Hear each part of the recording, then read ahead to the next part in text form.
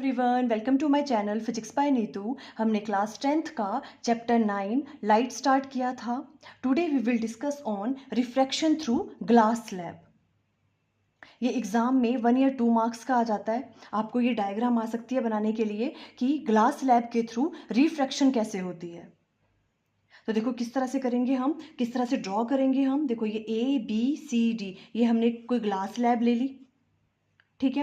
अब देखो जो ये बाहर वाला मीडियम है, ये क्या है, एयर है ना। तो एयर क्या हो गया, रेयर मीडियम। और ये क्या है, ग्लास स्लैब है, तो ग्लास क्या है, डेंसर मीडियम, है ना। और यहाँ पे दोबारा बाहर क्या है, फिर एयर, और एयर क्या है, रेयर मीडियम। इस तरह से हम राइट डाउन करेंगे।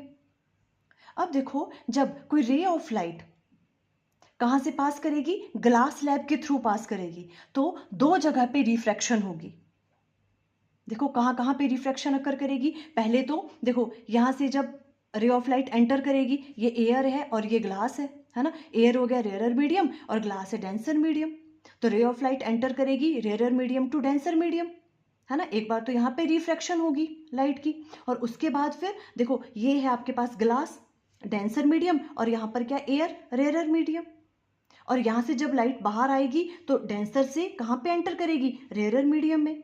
एक बार यहाँ पे रिफ्रैक्शन होगी, 2 टाइम्स रिफ्रैक्शन ऑफ लाइट अकर करेगी, ठीक है। देखो उसी बेस पे हमने किस तरह से ड्रॉ करनी है। देखो ये वाली चीज, अब देखो यहाँ पे इंसिडेंट रे है, मान लो ये वाली इंसिडेंट रे है, ठीक है। इस तरह से इंसिडेंट रे यहाँ पे इस सरफेस पे फॉल कर रही है ग्लास स्लैब पे।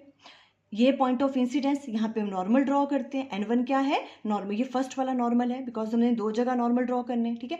N1 क्या है, हमने फर्स्ट नॉर्मल यहाँ पे ड्रॉ किया पॉइंट ऑफ इंसिडेंस पे, ठीक है। अब देखो जो रे ऑफ लाइट है वो एंटर कर रही है rare medium to denser medium, तो क्या हो जाता है, वो शिफ्ट हो जाती है टुवर्ड्स द नॉर्मल शिफ्ट हो जाएगी वो, है ना। इस तरफ को देखो, वैसे देखो इस इंसिडेंट रे को, ये इंसिडेंट रे है ना। इंसिडेंट रे इसको इस तरह से आना था, देखो अगर ये ऐसे आती तो ये इंसिडेंट रे है ना। बट जब वो rare to denser medium enter करती है तो कैसे शिफ्ट हो जाती है, बेंड हो जाती है टुवर्ड्स द नॉर्मल, है ना। तो नॉर्मल के टुवर्ड्स देखो इस तरह से शिफ्ट होगी, वो इस तरह से गई, है ना। तो यहाँ तक, यहाँ पे रीच करी वो। क्लियर हुई वाली चीज, ओके। अब देखो यहाँ से उसको दोबारा बाहर आना है ना। तो यहाँ हम दोबारा नॉर्मल ड्रॉ करेंगे। जब यहाँ पे नॉर्मल ड्रॉ किया, इसे हमने N2 का नाम दे दिया, यहाँ पे नॉर्मल ड्रॉ किया। अब देखो जो रे ऑफ लाइट है वो कहाँ से कहाँ पास कर रही है, denser medium to glass denser medium है, denser medium to rare medium, बाहर एयर है ना। डेंसर से एयर में जब वो एंटर करती है तो कहाँ पे बेंड हो जाती है light, away from the normal, है ना। तो देखो इसको वैसे कैसे आना था, देखो इस ऐसे, तो इसको ऐसे आना था, देखो, है ना, इस तरह से। बट ये denser to rare medium enter कर रही है तो कहाँ जाएगी, away from the normal, means ये नॉर्मल है अगर, है ना, नॉर्मल से अवे इस तरफ को चली गई वो। क्लियर हुई हमने कैसे ड्रॉ किया ये, तो इसको इस तरह से बना दिया हमने, इजी है।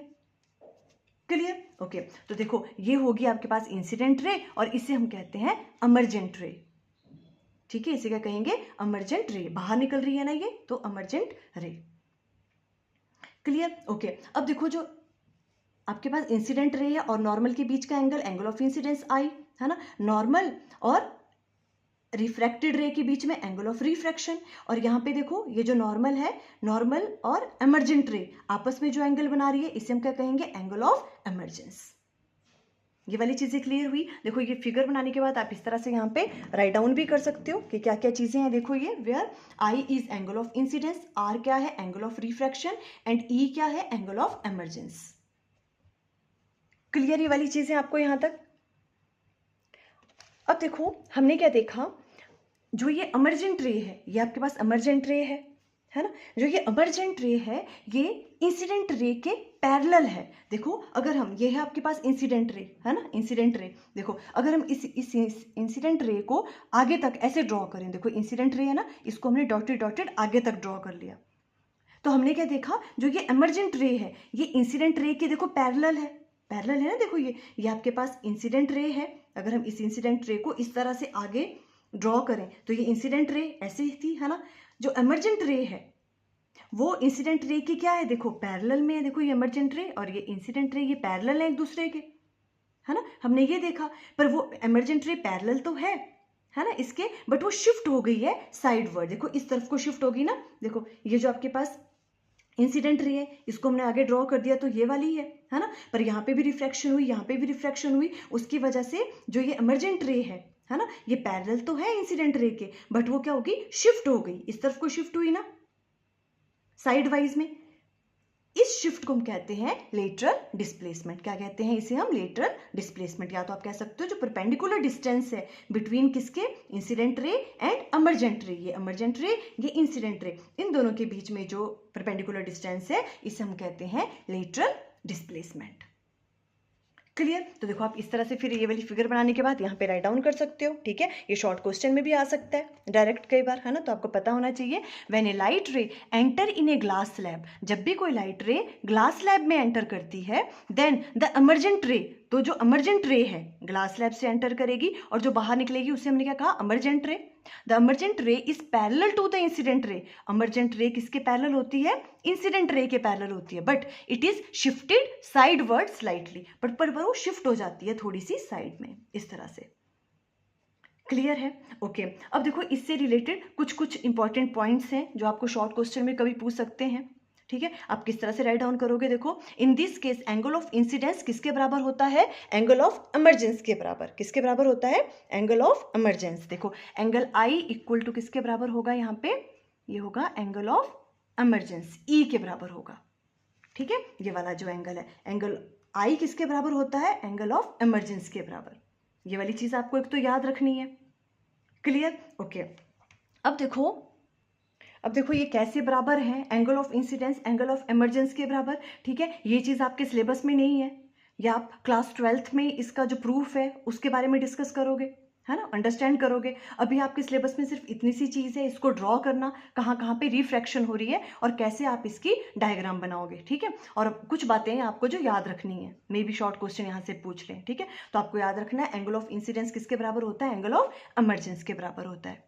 और सेकंड थिंग क्या है, अगर जो इंसिडेंट रे है अगर वो नॉर्मली फॉल करे ग्लास स्लैब पे, ठीक है, तो उसमें कोई डेविएशन नहीं होती है, ठीक है। तो वो जो रे ऑफ लाइट है वो बेंड नहीं होगी, ठीक है। वो कैसे करेगी, वो स्ट्रेट जो है ग्लास स्लैब से बाहर आ जाएगी। अगर इंसिडेंट रे कैसे फॉल कर रही है, नॉर्मली फॉल कर रही है, यहाँ तो नॉर्मली फॉल नहीं कर रही है, अगर वो ऐसे नॉर्मली फॉल करे तो ऐसे ही क्या आएगी, वो बाहर आ जाएगी विदाउट डेविएशन। सेकेंड पॉइंट में ये वाली चीज है, देखो if the incident ray falls normally to the surface of glass slab then there is no bending of ray of light, it goes straight without any deviation. Without any deviation वो straight जो है वहां से पास कर जाएगी। Clear है। देखो ये एंगल आई एंगल इमरजेंस के बराबर होगा, ठीक है। यहाँ पे आर राइट डाउन कर लिया था, वो गलत था, ठीक है। आई किसके बराबर होगा, ई के बराबर। एंगल ऑफ इंसिडेंस किसके बराबर होगा, एंगल ऑफ इमरजेंस के बराबर। क्लियर, ये वाली चीज विजिबल है, ओके। सेकंड थिंग हमने कही कि अगर नॉर्मली फॉल करेगी तो वो क्या करेगी, वहां पे उसमें कोई डेविएशन नहीं होगी रे ऑफ लाइट में, ठीक है। वो स्ट्रेट जो है विदाउट डेविएशन वहां से बाहर आ जाएगी। अब देखो थर्ड क्या है, the perpendicular distance between emergent ray and incident ray is called lateral displacement. जो भी इनके बीच में देखो, ये आपके पास इंसिडेंट रे है और ये इमरजेंट रे, इन दोनों के बीच का जो परपेंडिकुलर डिस्टेंस है इसे हम कहते हैं लेटरल डिस्प्लेसमेंट कहते हैं। आ सकता है एग्जाम में, ठीक है। लेटर इसको डिनोट करते हैं, डी से भी डिनोट कर सकते हैं ना, कई जगह डी से डिनोट किया हुआ है इसको। और ये देखो एक बार ये वाला क्वेश्चन भी आया हुआ है एग्जाम में कि जो लेटरल डिस्प्लेसमेंट है, ये वाला जो डिस्टेंस है, ये किन किन फैक्टर्स पे डिपेंड करता है, ठीक है। तो किस पे डिपेंड करता है, देखो इट डिपेंड्स ऑन कौन, लेटरल डिस्प्लेसमेंट किस किस पे डिपेंड करता है। एक तो एंगल ऑफ इंसिडेंस पे, ठीक है, एंगल ऑफ इंसिडेंस पे डिपेंड करेगा, और दूसरा thickness of glass slab, glass slab की थिकनेस कितनी है उस पर डिपेंड करता है, and refractive index of a glass slab, ठीक है। रिफ्रैक्टिव इंडेक्स कितना है ग्लास स्लैब का, उस पर भी डिपेंड करता है। ये कभी क्वेश्चन आ सकता है, तो आपने इस तरह से नोट्स में राइट डाउन कर लेना है, ठीक है। लेटरल डिस्प्लेसमेंट किस किस पे डिपेंड करती है, एंगल ऑफ इंसिडेंस पे, थिकनेस ऑफ स्लैब पे, and refractive index of a glass slab, in factors पे डिपेंड करती है लेटरल डिस्प्लेसमेंट। क्लियर। तो देखो अगर आपको ये एग्जाम में आता है तो आप इस तरह से ड्रॉ करोगे, इजी था, है ना। 2 बार रिफ्रैक्शन अकर की, एक बार जब यहाँ से एयर से वो किस में एंटर कर रहा था, ग्लास में, है ना। तो जो रे ऑफ लाइट है ना, वो क्या हो गई, बेंड टूवर्ड्स द नॉर्मल होती है ना। तो ये ऐसे ना जाके ऐसे हो गई, और उसके बाद यहाँ तक रीच करी, उसके बाद यहाँ से डेंसर से उसको रेयरर में आना था, तो वो कैसे बेंड करेगी, अवे फ्रॉम द नॉर्मल, तो देखो वो इस तरह से ना आके अवे फ्रॉम द नॉर्मल इस तरह से बेंड कर गई बस। उसके बाद इंसिडेंट रे को आपने आगे तक ड्रॉ किया, हमने देखा जो इमर्जेंट रे है वो इंसिडेंट रे के पैरेलल है बट शिफ्ट हो गई है साइड बाय साइड को, ठीक है। इस डिस्प्लेसमेंट को बोलते हैं हम लेटरल डिस्प्लेसमेंट, जो परपेंडिकुलर डिस्टेंस है इंसिडेंट रे और इमर्जेंट रे के बीच में। और वो लेटरल डिस्प्लेसमेंट किस किस फैक्टर पे डिपेंड करती है, हमने कहा एंगल ऑफ इंसिडेंस पे, थिकनेस ऑफ स्लैब पे and refractive index of a glass slab पे। और हमने एक और चीज पढ़ी, जो एंगल ऑफ इंसिडेंस है वो किसके बराबर होता है, एंगल ऑफ इमर्जेंस के बराबर होता है। और हमने क्या कहा, अगर वो नॉर्मली फॉल करती है तो उसमें कोई डेविएशन नहीं होती है, वो वैसे ही स्ट्रेट जो है वो बाहर आ जाती है। अगर रे ऑफ लाइट कैसे इंसिडेंट कर रही है, नॉर्मली फॉल कर रही है ग्लास स्लैब पे। आई थिंक आपको क्लियर हो गया। Okay, thank you.